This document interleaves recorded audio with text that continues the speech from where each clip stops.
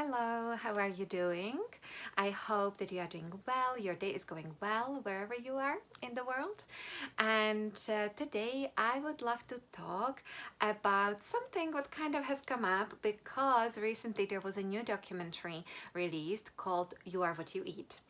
And also because it's still January, right? And so you may be flirting with the idea of bringing in more plants and eating plant-based, or you have been eating this way for a longer time. And honestly, I myself have been, unprocessed vegan as well as my family, and we have two boys, 11 and 7 years old, and my husband. We have been eating this way for over 11 years. So lots of things have come up, as well as obviously lots of things I have seen with my clients. And kind of to sum it up, I can see 3 key points and 3 key kind of strategies to set, which are important to set you up for success. And I would love to share these today with you. Excuse me, because in my opinion, and always what I say is that this way of eating is really the most compassionate, the most loving and caring, and the healthiest way, in my opinion, when it comes to your own health, to yourself, but even obviously to environment and to animals, right? But we sometimes just overcomplicate it. We just sometimes create too much struggle where ease should be, right? And that just discourages us. And so that's why I want to talk first about the first principle, and that is keeping it whole. And so yeah, this is a big one, right? So what I mean by that is really try to eat and base like 90% of what you are eating on the unprocessed plants, meaning on your fruits and vegetables, on your pulses, so beans, peas and lentils, on your whole grains, potatoes, okay? Rather than going and having like vegan frozen pizzas and I don't know, vegan plant-based dinners, or vegan frozen plant-based burgers or fake meats, for example, okay? Because these foods are far from healthy. They are devoid of nutrients.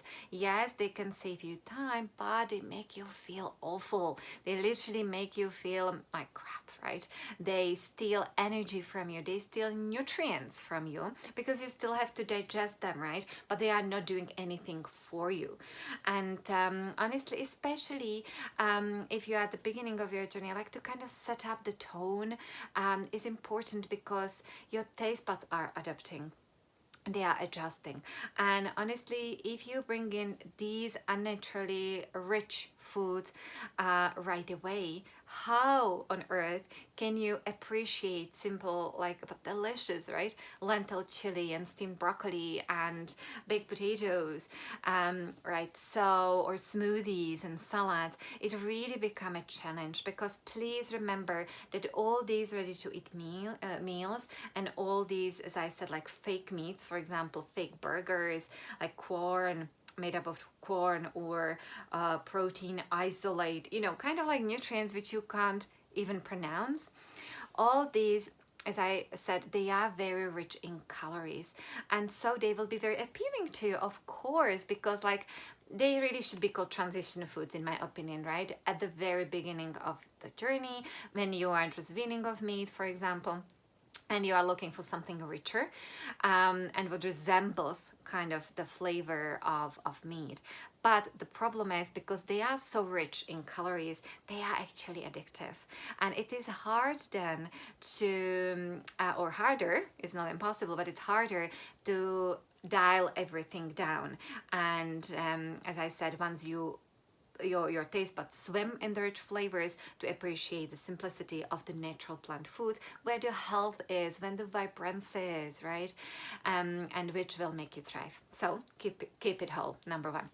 Number two, keep it simple. Please, please, please keep it simple, because really there is no point of you having elaborate recipes and elaborate menus and trying to recreate meat-based meals, for example, like lasagna, right? And then standing in the kitchen for an hour or more to make a plant-based lasagna. And honestly, you are not going to stick with it when it's in this shape and form, right? When it's overly complicated and it takes loads of time, lot of ingredients. You have to think really hard about it. It's just not sustainable. It's just not sustainable at all. It will drain you of your energy just because you are thinking about, oh my God, what am I gonna cook and where am I gonna get my ingredients? And that's why I really, really, really try to keep it simple. So make, you know, the smoothies. I mean, you keep talking to me about smoothies all the time, but I just love them because you literally mix your vegetables, your fruits and your seeds, and you get, you know, this wonderful bullet full of nutrients straight ready within a couple of seconds. And so yeah, so keep it simple. So make your smoothies. Then if it is a salad, just go to you know, to a grocery store and pick up all the greens you like and just mix them up together for the volume. Add some beans and then let's say blend some salad dressing, you know, based from nuts and seeds, and voila, right? Or make a soup where you just use potatoes and beans and spices and frozen veggies and you have a delicious soup. Just don't overcomplicate. You know, make stir fries where you chop up veggies, throw them on the heated up non-stick frying pan, spices, add beans to it, and there you go. Do not overcomplicate. Have like a list of 7 recipes written down on a sheet of paper on your counter, and these are your go-to recipes, your go-to meals.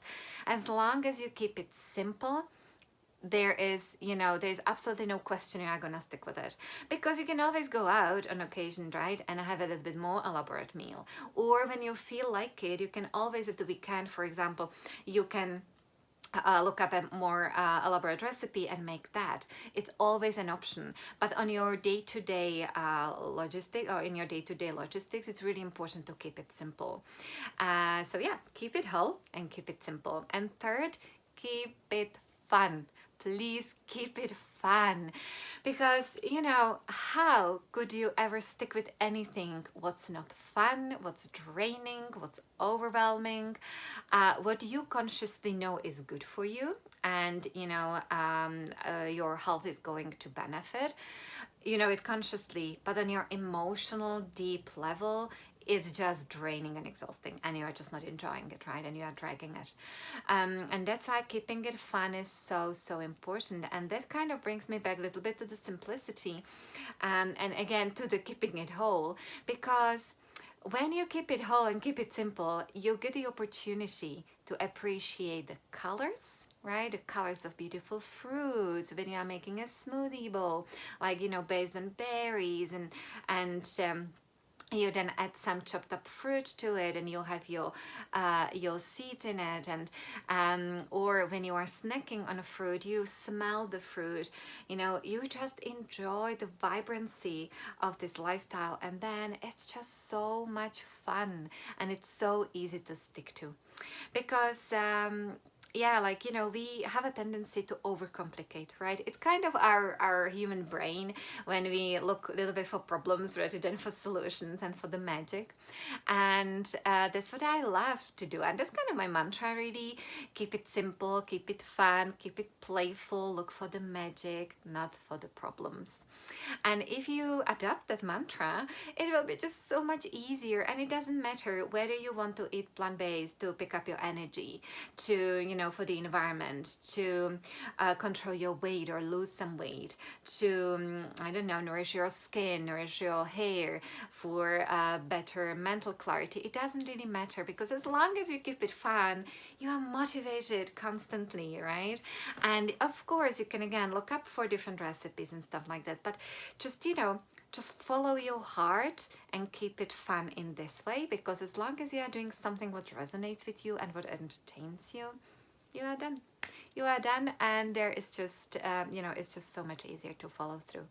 And so yeah, so that's what I wanted to share with you for today. I hope that helped. Now, if you have any questions, let me know. And I also wanted to invite you, I have a masterclass on gut health, so a happy gut healthy life, happening on the 18th of January, 7 p.m. online.